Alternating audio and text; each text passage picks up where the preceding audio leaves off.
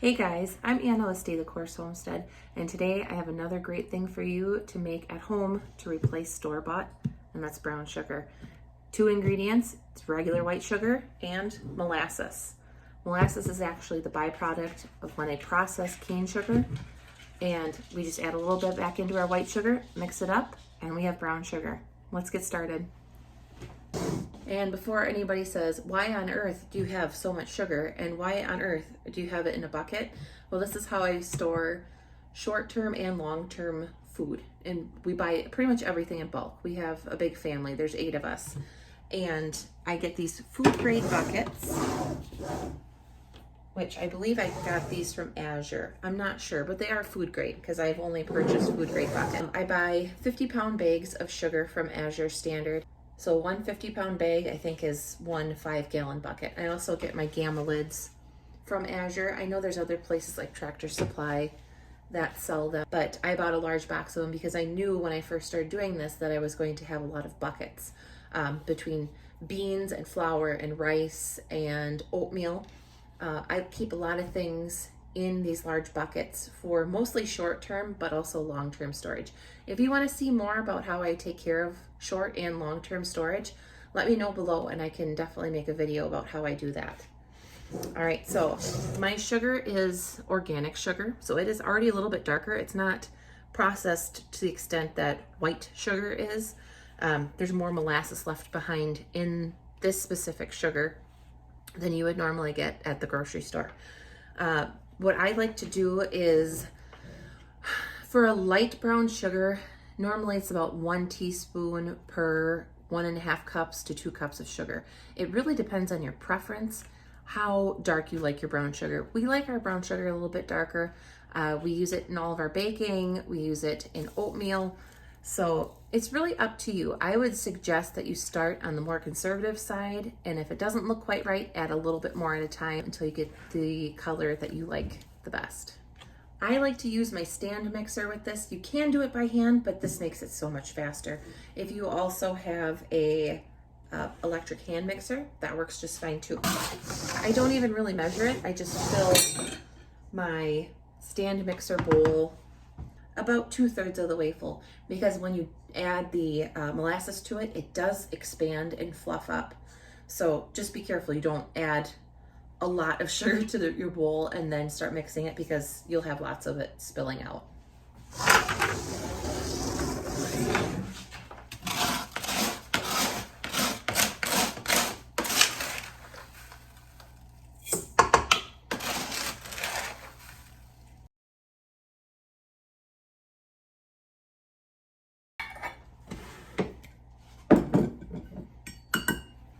One neat trick that I learned, I guess it's not a trick, it's more of a tip, from Becky at Acre Homestead, was keeping measuring cups and spoons in your containers that you use often. So in your sugar container, in your flour, in your oatmeal.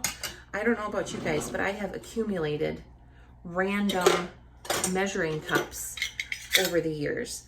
I have 2 or 3 that are not full sets. So I just started putting a measuring spoon or measuring cup in my different containers, and it cuts down on dishes, because then when I'm done making cookies or something else, I don't have 4 different measuring cups that I need to wash. They just stay in their container, and it makes life a lot simpler.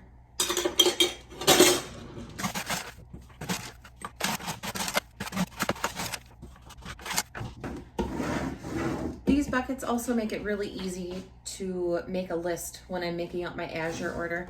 When I don't know exactly what I need, I keep these stacked up in the basement when I empty them. That way when I go downstairs, I can see, oh, I need this much flour, I need this much oatmeal, I need this much sugar, because I have my empty buckets stacked up.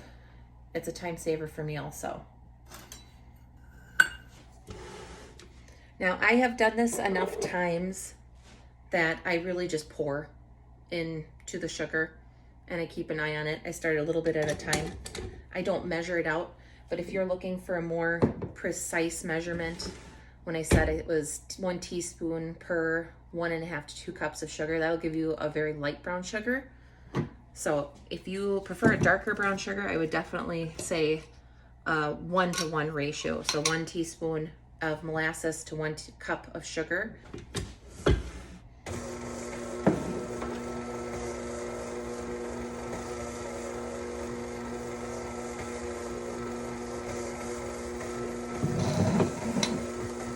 And you don't want to go too fast with your mixer because it will splash out everywhere. I may know this from experience.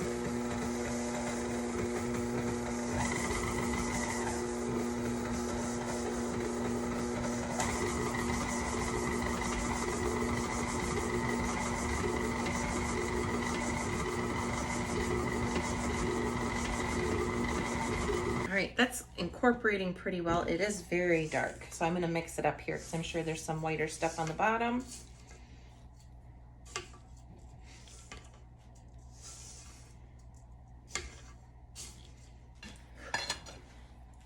I'm going to use a funnel here and get it all transferred over into my jar.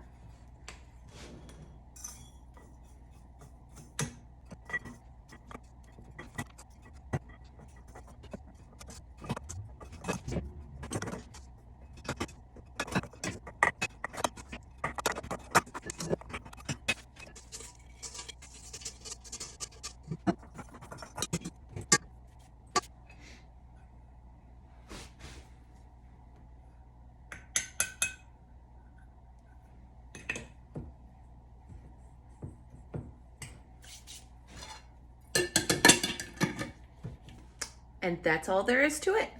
Thanks so much for stopping by to watch today's video, and I hope to see you again next time.